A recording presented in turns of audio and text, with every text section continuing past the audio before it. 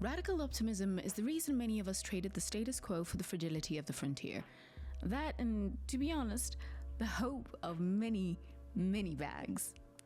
Hello, my name is Miss Purple. Welcome to a new calendar year, and this is an article that I wrote, or rather I started writing, while at Edge City, Patagonia. I was sitting in a cute little cafe in San Martin de los Andes in Argentina.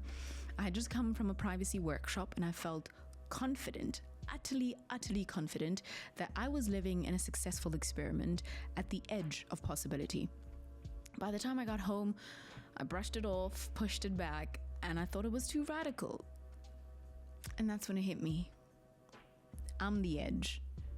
At least within my circle of influence, I'm the literal definition of the radical edge. So here we are.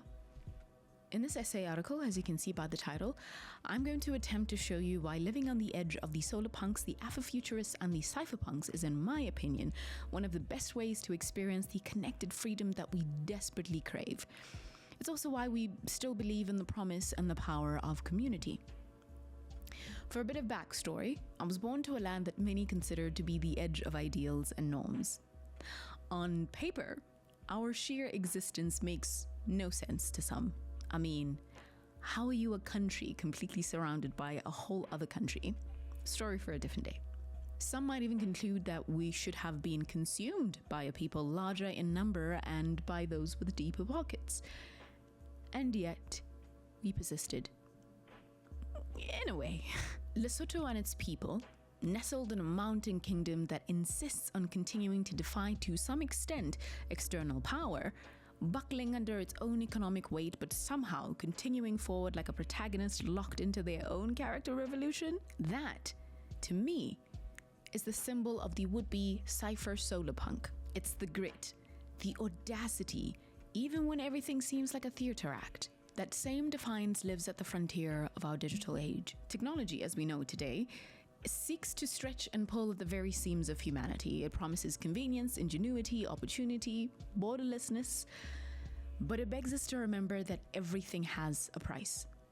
In paying that price, we become the cogs in the machine, helping turn rivers into data centers and lives into credits. We become the death of human tangibility. Now, I know that sounds very morbid, but what that means in practice is that more and more of our social life is translated into numbers. On paper, it's whatever. IG, Facebook, X, TikTok, they have all helped normalize this, so we're used to it. Work becomes ratings, trust becomes a credit score, and attention becomes engagement metrics. Once something is quantified, it becomes easy to compare, rank, and optimize it. That is useful for platforms and institutions, but it gradually teaches us as humans, as people, as participants within this game, to see ourselves less as subjects and more as data points. Within this tension between convenience and cost, someone once called me an abolitionist. A bit of definition. An abolitionist is a person who advocates for the complete elimination of a specific institution or practice. The term's meanings obviously shifts depending on the context, but it inherently implies an uncompromising opposition, not reform, to a targeted institution. That means I don't just want things to change, I want them to be overhauled. Perhaps I am one. Perhaps because I'm a firm believer that development or profit should not come before humanity, but this essay is not about me. Or even just you. It's about us. It's about all of us.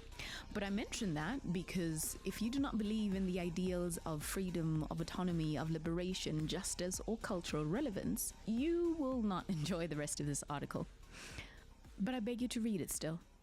Or listen on the Cypherpunks.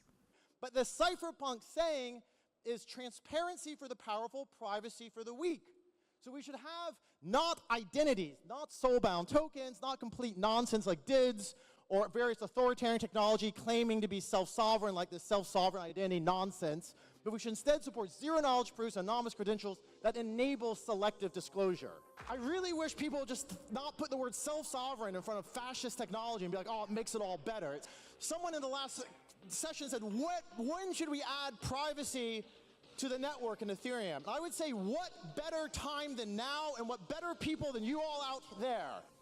Lately, the buzz on X is that privacy is kind of hot now, which we love. Privacy is, as the Cypherpunks put it, a fundamental right. It is, for the cypherpunk, a precondition for authentic existence against structures that render us transparent, commodified, or predictable. It's not secrecy. In that world, the act of encrypting an email is almost a philosophical gesture. Privacy for the cypherpunks is always a prerequisite. It's an insistence that the individual remains a space of unmediated possibility, not reducible to data or algorithmic expectation. This fundamental right knows no bounds. It applies to every human, geography and affiliations be damned.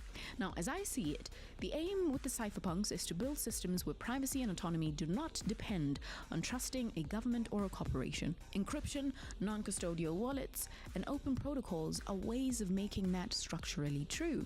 The reason this matters is that power asymmetries are now built into information flows. That is, if one side can observe, profile, and predict the other side with almost no friction, that knowledge quickly becomes leverage over money, mobility, association, and even expression. Cypherpunk culture is an attempt to narrow that asymmetry at the protocol level instead of hoping that individual behavior will alone fix it, because it won't. We lost our minds over Bitcoin because it symbolized a radical break from centralized control, giving rise to new ideas of autonomy and relentless debates about surveillance, power, and the contours of freedom. In pop culture, the cypherpunk is often animated and fluid. They live in the phrase of the dystopian thriller, in the shadows of the high-tech utopia, where every new world carries the seeds of total surveillance. But they resist. They hold their fundamental right to humanity tight. They refuse to concede beyond a few marginal adaptations. This is more than a narrative. It's a resonance of our desire for resistance, autonomy, and the struggle to define ourselves in a world that changes faster than I change my hair. The need to make Ethereum cypherpunk thus grows daily on the Solarpunks.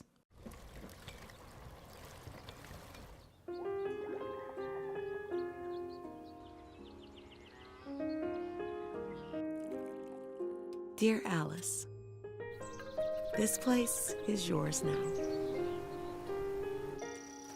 It's a handful, but nothing worth doing is easy. The land is more than just dirt. If you look after it, it will feed you forever. You're a smart one. I know you'll be okay come rain or shine. And remember, a business is only as good as its people, so treat them well. Our job is to plant seeds so our grandkids get to enjoy the fruit.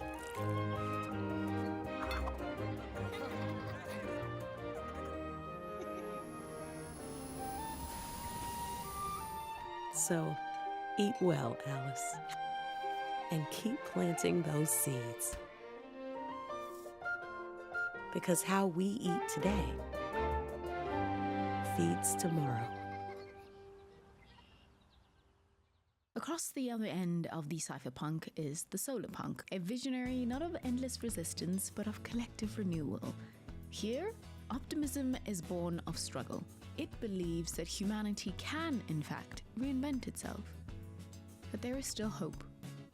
That a few well-intentioned adjustments can put us on the path that recognizes the ebb and flow of life and the necessity for old wisdom to be revisited. For me, the Solarpunk protagonist is a hacker of the future. Survival here is for community and not pure personal gain. Solarpunk, in that sense, is a systems-level critique of extractive infrastructure. It assumes that the current organization of energy, food, and information is not technologically inevitable but politically and economically configured. In other words, we made it up. By prioritizing decentralized, resilient, and regenerative arrangements, it asks how communities can reduce dependence on distant, opaque institutions, how we can be self-reliant. Sort of. Transposed into crypto, this is where regenerative finance, public goods funding, local or mission-driven DAOs make sense. The question is not simply how to generate yield, but what kinds of socio-technical systems that yield is reinforcing. Once that externalized cost, or ones that actually improve the material and ecological conditions they run on. The solarpunk movement, while still relatively slow to grow, is beginning to infiltrate mainstream gaming and online culture through survivalist games, lifestyle influences, and adjacent trends like small raised bed gardenings and DIY kombuchas. They're the evolved descendants of hippie idealism, the pragmatic dreamers. Now, radical optimism, which is the relentless conviction that there is always a possibility for better, demands that we ask, why not now? And why not us? To be solarpunk, to be an Afrofuturist, to be a cypherpunk, is to choose radical optimism not as a feeling, but as a practice. It's to guard our autonomy like it's sacred, to build sustainable, decentralized futures collaboratively, and to resist the constant invitation to become another cog, another data point, or another product. It is to be absolute in one's resolve that yes, there must be a way to do better than this. There has to be. We may not have found it just yet, but it's like Schrodinger's cat. There remains the possibility of life. On the Afrofuturists. Black Panther works as Afrofuturism because it engages with these notions of the future through the traditions of the African continent. It invests in a deeper understanding of what it means to be African, what it means to be a person of African descent, and it allows us to look forward into the future through those traditions without the interruptions of colonialism. Wakanda, the futuristic nation that sits at the heart of Black Panther as a film, presents an Africa without that. In case it wasn't obvious, I'm a proponent of Afrofuturism, which is a movement standing at the junction of liberation, technology, and imagination. Sounds so cliche, but it's cliche for a reason. Now hear me out. At its core, Afrofuturism envisions a future shaped through autonomy and technological innovation, while staying anchored to culture and historical experience. I mean, yes, it's quite out there, but that's the point. The visualization of Black protagonists flying spaceships and using futuristic tech daily is a radical and dramatic response to the status quo that exists in too many spaces to count. When mainstream pop culture gave us Black Panther, or when Janelle Monáe built entire Afrofuturistic mythologies for their albums, they weren't just crafting drama or visually pleasing art. They were daring to reclaim our power to dream and to explore. We are redefining what liberation means in this new world. Afrofuturism operates as both aesthetic practice and political theory. It refuses the assumption that technological futures are culturally neutral or automatically universal. Instead, it foregrounds how race, colonial history, and power shape who is imagined as a user, a citizen, or a protagonist of innovation. This has concrete implications. If the people designing protocols, platforms, and AI systems do not account for Afro and global majority experiences as central use cases, those systems will reproduce existing exclusions at scale. Afrofuturism functions as a corrective lens in this case, insisting that any credible future of technology must accommodate and be accountable to communities that previous regimes treated as expendable. The execution of all of this is hella daunting, but if radical optimism is what gets us where we need to go, then the ethos of the Cypher Solar Afropunk is the how. Even if some, like a host on the Chopping Blog podcast, think it's all dead. As we grapple with legacies of hypersurveillance and creative and physical exploitation, the cypherpunk movement still rings true for this new world. To be on the edge of the new world now means choosing technology that serves liberation over control. Unless, of course, you're directly benefiting from this control bias. Then the story is different. It's at this meeting point between the cypherpunks' encrypted dreams, the solarpunks' green revolutionary ideals, and the Afrofuturist cosmic visions that we truly find that edge. The stories and philosophies of the cypherpunks, the solarpunks, and the Afrofuturists aren't just abstract ideas.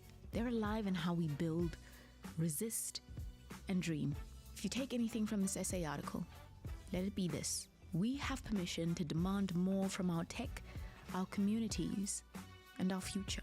We don't have to accept narratives that erase our story, nor should we be content with futures built for someone else's profit or power at the cost of our autonomy, our freedoms, and our ability to imagine, we can and truly should lean towards securing our privacy. Whether it's with Fileverse, Tor browsers over Chrome, we should support decentralized and regen projects like Gainforest and Project Mocha, participate in public goods funding with the likes of Octant and Gitcoin. I think we can do all of this and still make the bags that we ironically need to thrive, because everything is everything and nothing is exempt from improvement. It's not as easy as it should be, but we can try. Make Ethereum cypherpunk, especially in a world that insists on a bottomless pit of manufactured despair. May the work of your hands flow with ease. And that is all for this specific article. If you enjoyed it, leave a comment, leave a like, or share it with a friend. I would like to hear more of what you think. See you in the next one. Bye.